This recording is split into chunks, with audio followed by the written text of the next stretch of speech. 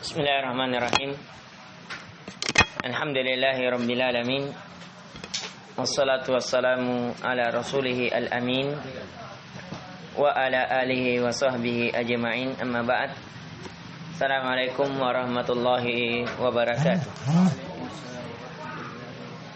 Alhamdulillah, di kesempatan kali ini kita kembali memuji dan mengagungkan Allah Subhanahu wa taala, yang dimana di pertemuan sebelumnya alhamdulillah kita telah mempelajari dari kitab Mutun Talibul Ilm. Terlebih khusus di pertemuan kali ini kita sudah memasuki dari jilid yang ketiga, yang dimana dari kitab ini ya, yang kita ketahui kita telah mempelajari tentang zikir-zikir dan adab-adab pada mustawa tamhid, mustawa pemula, dan mustawa awal kita telah mempelajari tentang pokok-pokok dalam ilmu akidah dari 3 landasan pokok, kemudian 4 kaidah memahami tauhid dan kesyirikan yang dikenal al-qawaidu al-arba', kemudian kita telah mengenal 10 pembatal keislaman, dan kemudian kita telah mempelajari dari kitab adab-adab dan akhlak dalam kitab Al-Arba'in An-Nawawiyah. Ini pada mustawa al-awwal. Kemudian kita lanjutkan dengan mustawa tsani, yaitu Tuhfatul Atfal, yang dibawakan oleh guru kita Ustaz Yayat Hidayat. Kemudian kita telah mempelajari juga syarat-syarat salat, ya, yang kita juga sudah mempelajari tentang Kitabut Tauhid, yaitu Kitabut Tauhid ada berapa bab? 77 bab, ya, 67 atau 77? 77 bab. Naam. Kemudian alhamdulillah di pertemuan kali ini kita memasuki al-mustawa ats-tsalits, yaitu tahapan yang ketiga.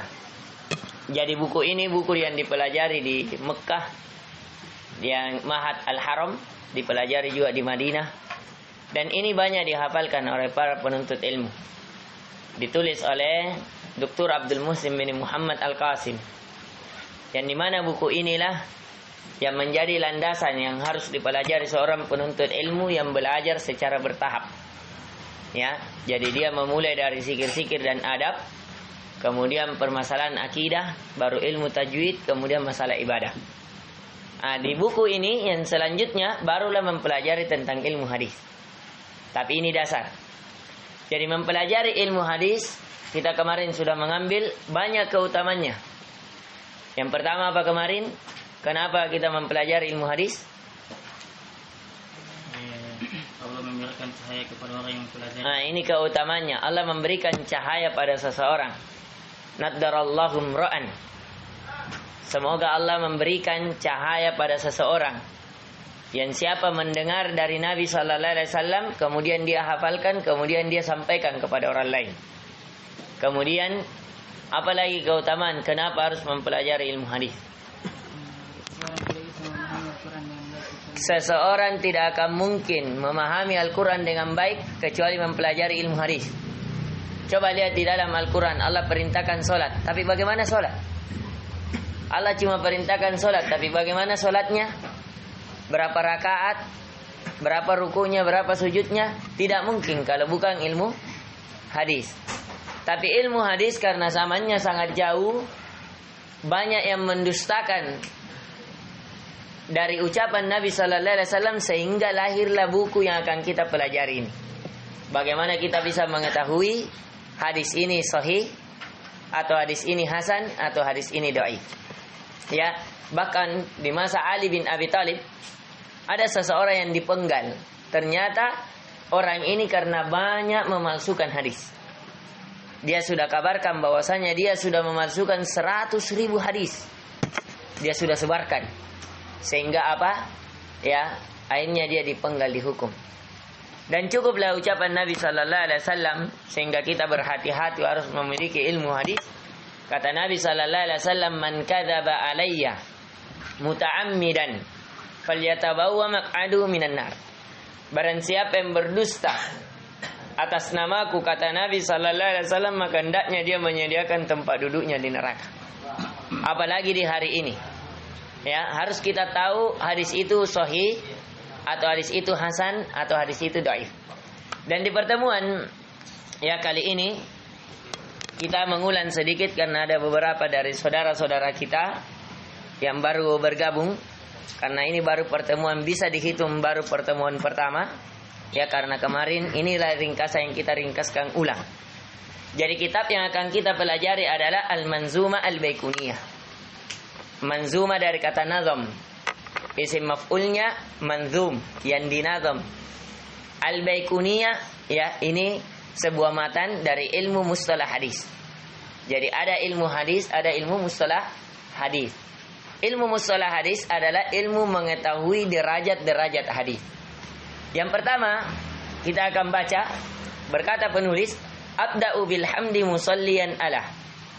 Saya memulai memuji Allah dan bersalawat kepada Muhammadin khairi nabiyyin ursila, kepada Nabi Muhammad sebaik-baik nabi yang diutus. Wadhi min aqsamil hadisi iddah. Dan ketahuilah bahwasanya inilah yang buku saya tulis ini ada beberapa pembagian yang tinggi nilainya, yang terdiri dari beberapa jenis yang berurutan. Wa kullu wahidin atawa haddah. Setiap rincian, setiap satu demi satu akan saya bawakan ya rinciannya. Awwaluha as-sahihu wa huwa mattasal. Nah, jadi ini yang pertama. Jadi ilmu hadis, ilmu yang pertama, ilmu hadis adalah as-sahih. Jadi ilmu hadis yang pertama apa? Sahih. Apa itu syaratnya dikatakan hadis itu sahih? Wa huwa mattasal. Yaitu dia harus bersambung. Jadi misalnya hadis, saya kemarin contohkan dari tabi'ut tabi'in kepada tabi'in, ya, baru tabi'in kepada sahabat, sahabat kepada Nabi. Ini kalau hadisnya begini sudah difailitkan bahwa betul-betul, misalnya ini tabi'in mendengar dari tabi'in, tabi'in mendengar dari sahabat, sahabat mendengar dari Nabi, maka sudah pasti bahwa itu hadis apa? Sahih. Ya. Makanya kata penulis bahwasanya yang pertama hadis ya wa huwa mattasal. Hadis yang pertama hadis sahih itu yang bersambung sanadnya. Ya, apa itu sanad ini? Dari A ke B, B ke C, C ke D. Ini namanya sanad. Ya, bersandar dari kata sanad. Kalau saya bilang begini, asnadtu alal kursi. Kalau saya bilang begini, asnadtu alal kursi, saya bertandar di atas kursi atau pada kursi. Ya, jadi sandarannya ini dari A ke B betul, B ke C betul, C ke D betul. Kalau ini tersambung, bagaimana caranya bisa bersambung? Dilihat, ini lahir tahun berapa? Ini lahir tahun berapa? Apakah betul-betul ketemu atau tidak?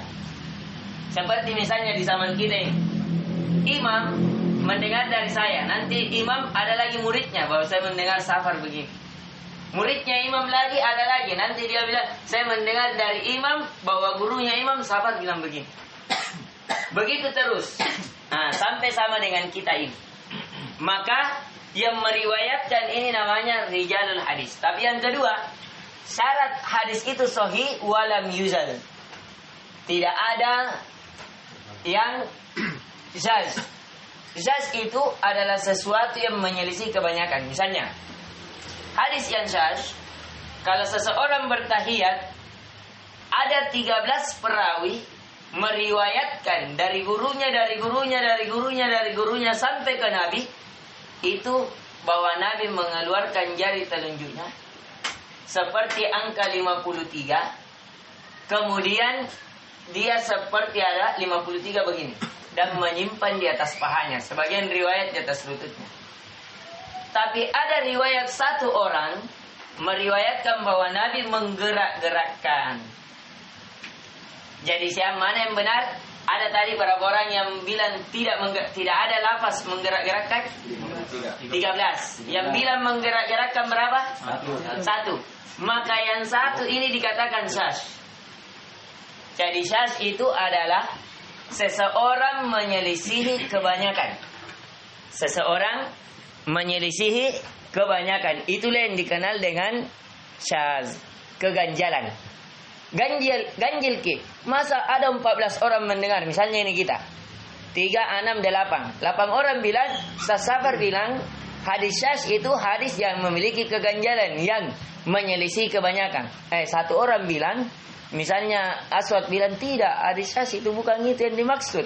Padahal 7 ini sepakat bahwa syaz itu apa yang menyelisih kebanyakan. Ya, tapi dia menyelisih 1, maka yang mana diambil? Yang banyak. Yang banyak, karena umat ini tidak mungkin bersepakat dalam kesesatan. Kata Nabi sallallahu alaihi wasallam, la tastami'u ummati ala dhalalah. Tidak mungkin umat ini bersepakat di atas kesesatan. Jadi, hadis yang sahih harus syaratnya tidak boleh menyelisihi kebanyakan dari perawi tadi. Kemudian yang ketiga, au yu'al, atau memiliki illat.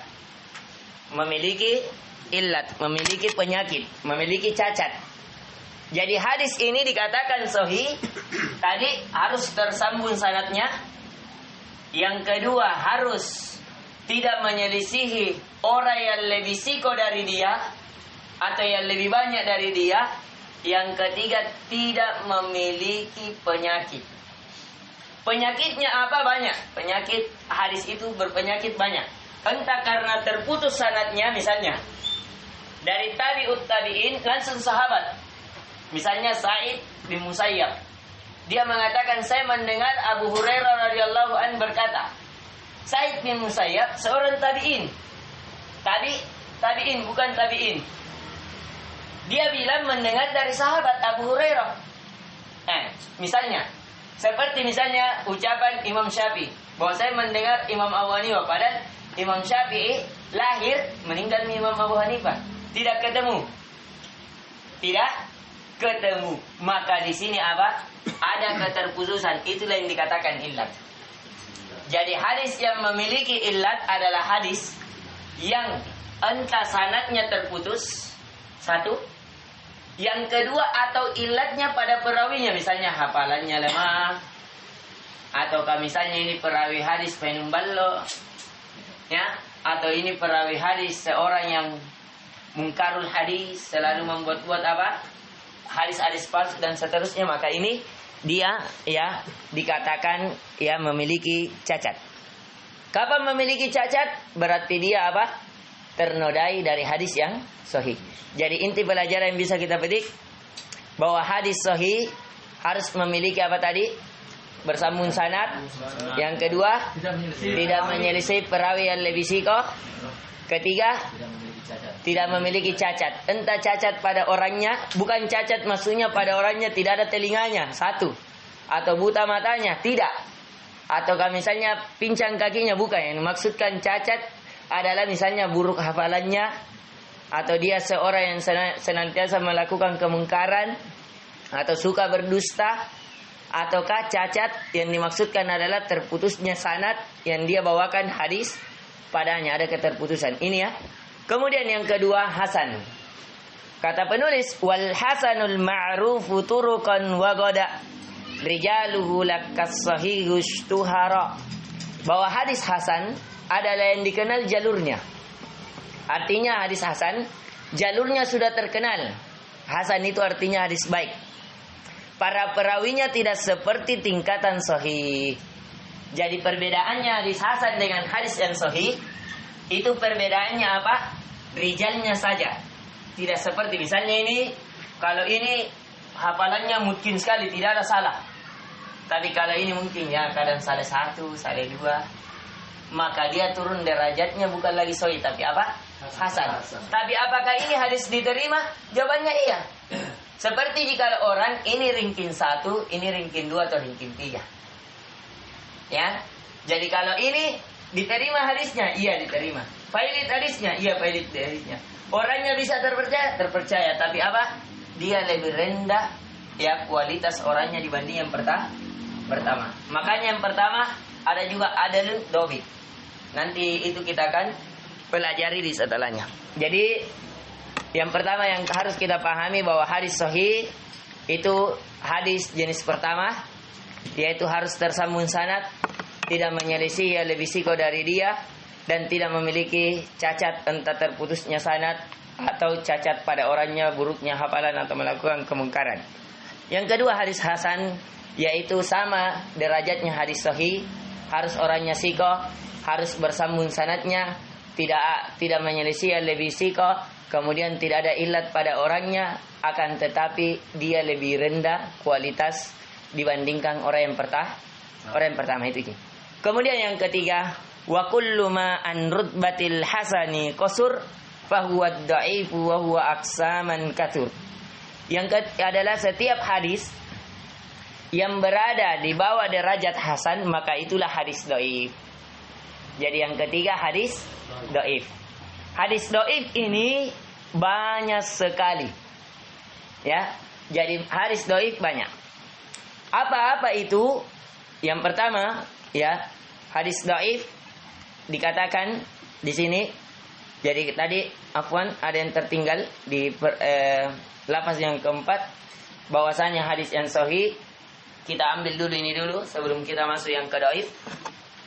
Bahwa hadis yang sahih di sini yarwihi adlun dabitun an mithli. Jadi hadis sahih ini harus diriwayatkan orangnya adil. Adil itu terpercaya.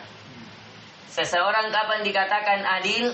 Kalau adil itu misalnya dalam timbangan dia di tengah, tidak ke kiri, tidak ke kanan. Ya, adil itu kalau dia bertauhid. Ya, dia bertauhid. Adil itu kalau dia menjaga sholat. Itu apa? Perawi adil. Kemudian apalagi? Ya, mu'tamadun fi dabtihi wa naqli. Dia juga harus terpercaya, dobit dalam apa? Nakal. Membawa berita. Jadi bukan pendusta. Kemudian juga dabtihi. Betul-betul tidak salah kalau menyebarkan berita. Jangan sampai si fulan bilang A, dia bilang B, atau nak tambah-tambahi, atau nak kurangi. Ini mencacati atau tidak? Mencatat. Maka dikatakan hadis yang sahih kalau orang yang meriwayatkan hadis ini terpercaya, kemudian apa? Memiliki dok. Apa dok? Ada dua. Yaitu doktin lis sadar wa doktin lil kitabah. Dia harus betul-betul failit dalam hafalan atau failit dalam tulisan. Karena kekuatan itu ada dua. Kekuatan hafalan atau kekuatan tulisan.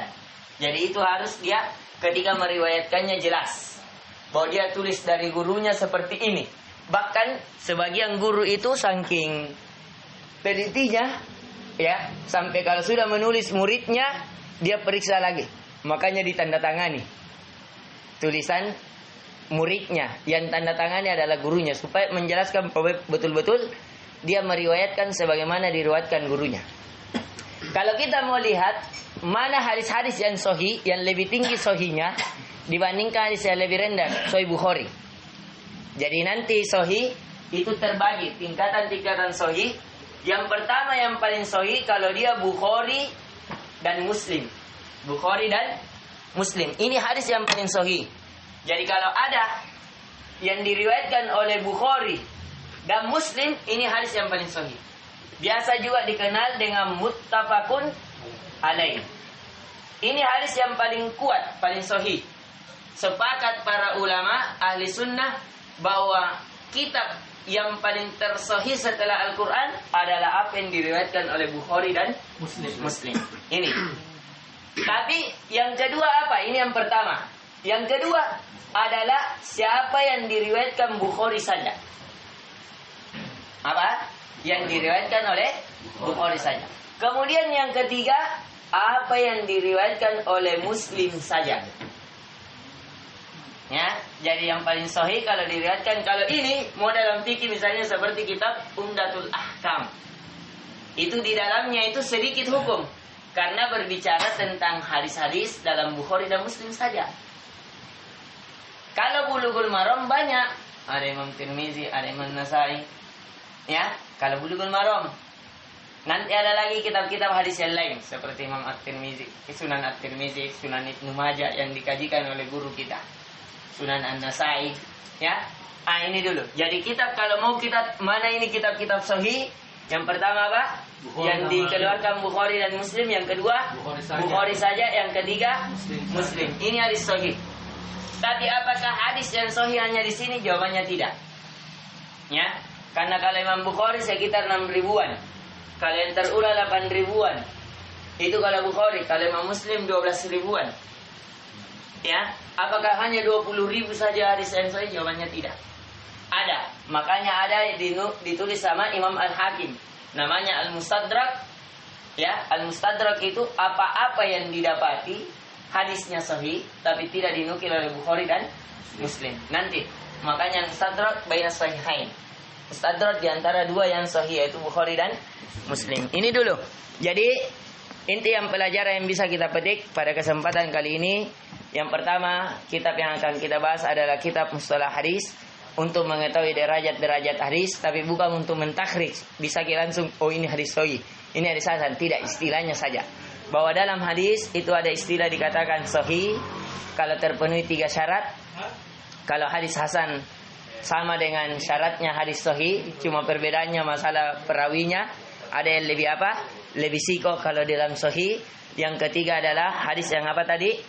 Yang dhaif. Jelas sampai sini? Ada pertanyaan?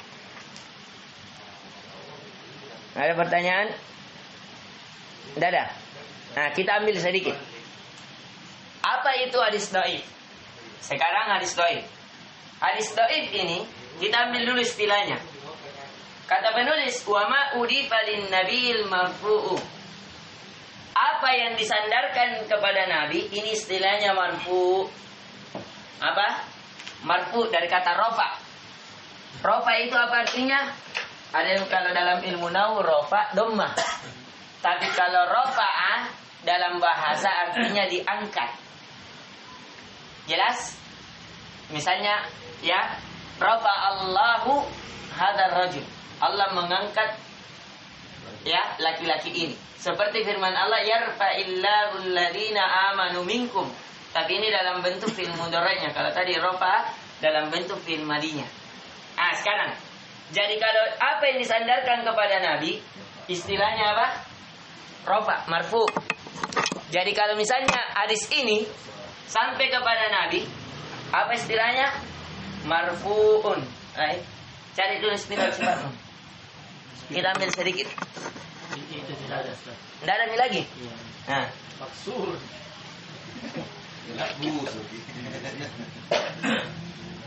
Lain kali perhatikan ini. Marfu.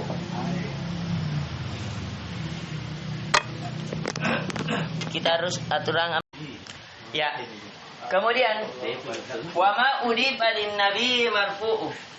Jadi apa yang disandarkan kepada Nabi, apa istilahnya? Marfu. Makanya biasa di Bulughul Maram kalau dia ditahqiq hadis ini marfu. Berarti hadisnya terangkat kepada Nabi. Berarti bisa diterima sebagai dalil? Bisa karena sampai kepada Nabi. Ya, terangkat sebagai Nabi. Kemudian wa malit tabi'i wal maqtu'u. Tapi kalau hadisnya sampai kepada tabi'in saja. Ini apa namanya? Maqtu'. Dari kata qata'ah. Qata'ah itu apa? Ya, terputus. Ya. Kenapa bisa terputus? Karena sampai sini saja, tidak sampai kepada Nabi. Apa yang terputus? Sahabat tidak sampai kepada Nabi. Jadi kalau ada hadis dikatakan oleh tahqiqul hadis bahwa hadis ini maktu, terputus, boleh dijadikan dalil? Tidak. Ya, tidak dulu. Karena belum sahih. Belum terangkat sampai Nabi, harus diperiksa. Ya, jangan sandarkan yang bilang berkata Nabi sallallahu alaihi wasallam padahal kita tahu hadis apa? Maktub. Ini hanya ucapan tabi'in. Maka dia bukan dikatakan hadis, tapi dia dikatakan asar. Asar. Asar itu apa yang diriwayatkan, diucapkan oleh para sahabat atau tabi'in atau tabi'in masuk dalam akal. Ya, tapi biasanya kalau para sahabat ada keringanan. Nanti kita jelaskan. Wal musnadul muttasil isnadu min rawihi hatta al-mustafa wa lam yabin. Dan kata penulis, ya, adapun musnad, ya, yang muttasil, al-isnad yang tersambung. Jadi kalau dia tersambung, ya, sampai kepada perawinya, itu dikatakan apa? Musnad. Artinya apa? Tersambung. Ya, tersandarkan. Tek. Makanya biasa dikenal musnad Imam Ahmad. Kenapa? Karena dari dia ke gurunya sampai kepada Nabi.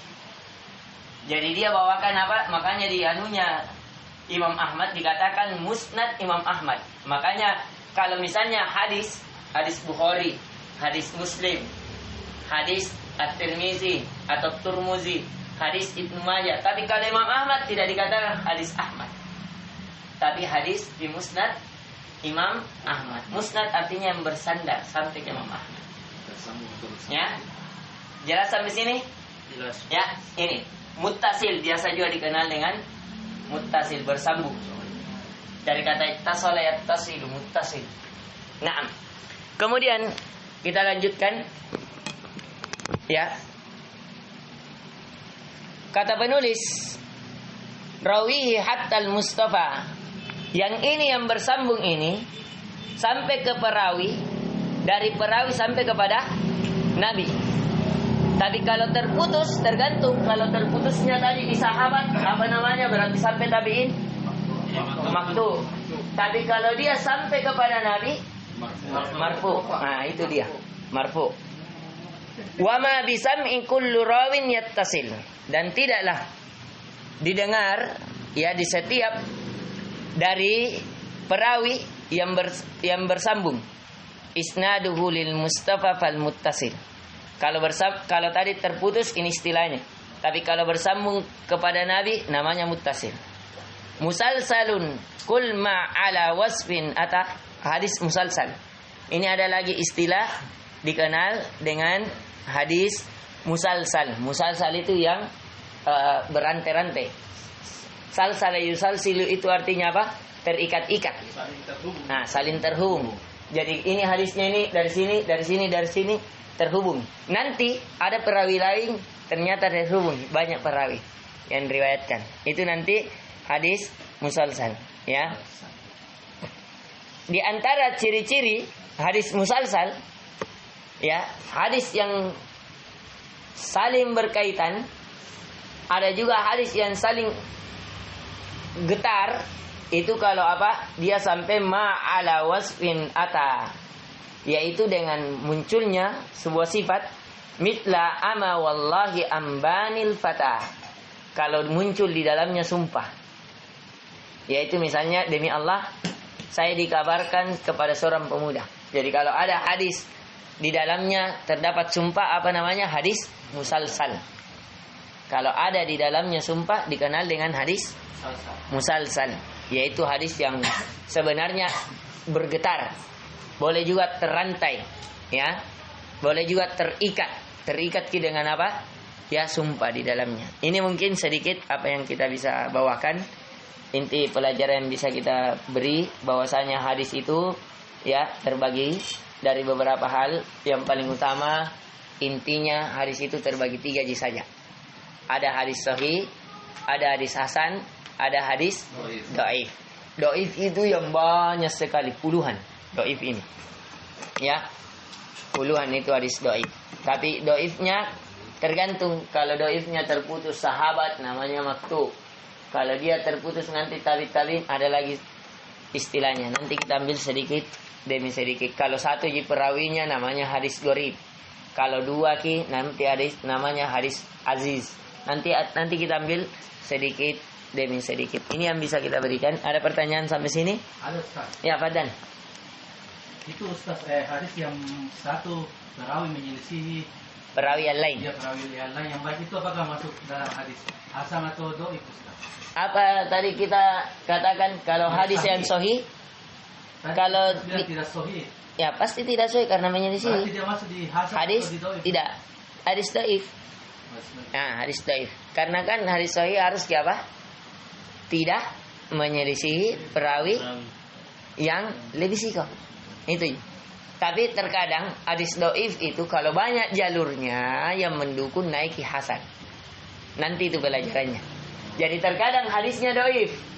Tapi ada, misalnya itu hadis kan bukan cuma satu orang yang riwayatkan. Misalnya Nabi bicara, apakah cuma satu orang dan temani bicara Nabi? Tidak kan? Biasa ada puluhan, ada ratusan, bahkan ada ribuan. Terkadang ini yang banyak jalur, ternyata jalurnya ini memang terputus ki. Tapi jalurnya ini tidak. Maka saling meningkat, akhirnya menjadi apa? Hasan. Itu perbedaannya nanti. Nanti ada pelajarannya sedikit demi sedikit. Itu dulu. Jadi kemudian ada lagi yang lain? Ini waktunya setiap hari apa? Rencananya kita ini setiap hari sampai kita targetkan semoga bisa selesai sebelum apa? Ya. Tapi kita masukkan di YouTube insyaallah. Ya. 30 menitan saja. Karena pembahasan ini agak berat sedikit sehingga kita butuhkan waktu sedikit saja supaya tidak terlalu menggumpal di kepala. Ya. Jadi sekali lagi saya ulangi bahwa hadis itu cuma terbagi 3, sahih, hasan, dhaif. Yang dhaif ini yang banyak jenisnya ya. Beda jenisnya, beda namanya. Penamaannya saja. Ya. Ini masih ada? Aman. Hadis palsu nanti paling bawah namanya hadis al-maudu. Hadis palsu. Hadis yang dibuat-buat. Dhaif itu lemah. Tapi diantara lemah adalah palsu. Jadi hadis lemah banyak. Kalau dia terputus sampai ke tabi'in maktu. Kalau dia yang dibuat-buat namanya maudhu, hadis yang dibuat-buat. Kalau misalnya dia indah-indahkan buat-buat kita sedikit-sedikit, perindah bahasanya namanya hadis mudallas. Jadi dia ditadlis. Nanti ada pelajarannya sedikit. Satu-satu dulu. Sekarang hadis dhaif yang kita tahu 2 dulu. Apa itu? Maktu. Sama apa tadi? Musalsal. Ya? Jelas? Musalsal itu goncang. Hadis yang goncang. Sampai dia apa? Bersumpah. Kalau ada hadis bersumpah berarti itu hadis apa? Musalsal. Hadis musalsal termasuk hadis apa? Hadis dhaif. Itu intinya. Jelas sampai sini? Masih ada? Ya, coba. Musnad itu apa? Imam. Musnad. Ya. Yang bersambung. Ya, bersambung sampai kepada Nabi. Coba kita hadis dhaif. Apa itu hadis dhaif? Hadis yang lemah. Apa bentuk kelemahannya? Kenapa bisa lemah? Paswat. Karena apa? Tidak sampai ke Nabi. Tidak sampai kepada Nabi. Semua yang tidak sampai kepada Nabi hadisnya lemah. Itu dulu. Ada istilah-istilahnya. Siapa yang bisa jawab? Kalau dia yang terputus sahabat, apa istilahnya hadis lemahnya? Maktu. Terputus. Terputus sahabat sampai berarti ke apa? Tabi'in saja. Ya, tabi'in saja. Kalau sampai ke tabi'in, apa namanya? Pasrul. Di tabi'in sampainya istilahnya apa? Bukan mi hadis namanya. Iya, tapi istilahnya asar. Istilahnya apa? Asar saja. Misalnya asar sahabat. Biasa kan? Misalnya Sufyan Ats-Tsauri dan seterusnya. Ini mungkin yang bisa kita berikan. Kemudian terakhir, hadis musalsal. Apa tandanya? Ada sumpah. Ada sumpah. Apa itu musalsal? Goncang. Bisa bersambung tidak? Dianggap bersambung, tapi di sini ada. Nah bilang goncang sampai apa? Orang kalau goncang sampai bersumpah. Sampai bersumpah. Demi Allah, saya dengar kini dari ini. Dari guruku, dari Nabi sallallahu alaihi wasallam. Goncang. Ya, ini yang bisa kita berikan. Subhanakallahumma wa bihamdik, asyhadu an la ilaha illa anta astaghfiruka wa atubu ilaik. Assalamualaikum warahmatullahi wabarakatuh.